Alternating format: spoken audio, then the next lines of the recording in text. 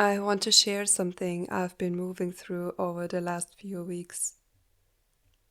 Not as teaching or advice, just my experience while I'm in it. Maybe something I'm sharing will help make it a little easier for someone else.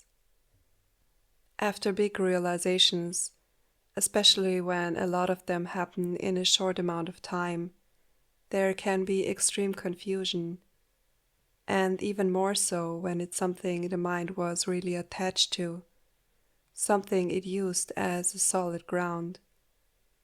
When that ground falls away, it can really knock you off your feet. That's what's been happening for me recently. There was another deepening, and my body reacted the way it always does. At first, the mind got very confused, and it honestly felt like I was completely losing my mind. The good thing is, I've gone through the cycle often enough that I recognize it now. I know how to respond, and I know how to support my body instead of fighting it. And I also want to say, I don't know if this is how it happens for everyone. I can only speak from my own experience, but I do know enough people who have gone through something similar to know that this isn't just happening to me. There was a lot of crying, a lot of shaking, energy moving through the body, contracting and then releasing again. It wasn't subtle. One thing that's been very clear to me is how important grounding is during times like this. If the body and nervous system don't feel safe, it becomes much harder to integrate new realizations. The body doesn't respond well to pushing or trying to figure it out. What it really needs is care and a sense of safety. When there's no mental ground to stand on, you can give the mind physical ground instead.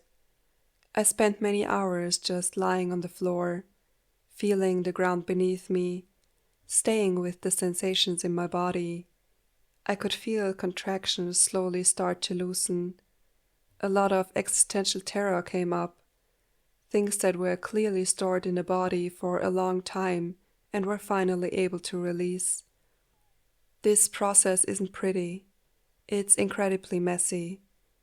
There were waves of absolute terror, feeling like I'm dying over and over again, followed by waves of intense bliss. Both are very hard for the body to hold, so I did what I could to make my environment feel as safe as possible. I turned my bedroom into a kind of cocoon, dimmed lighting, heating blankets, weighted blankets, soft music, anything that helps my nervous system feel supported. I spent about 2 weeks like this, extremely exhausted.